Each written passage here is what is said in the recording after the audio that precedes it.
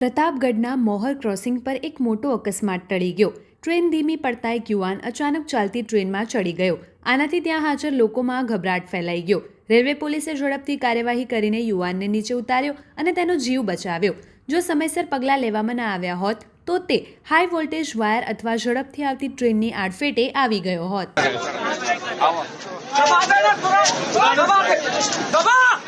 दबा देना भाई। Go!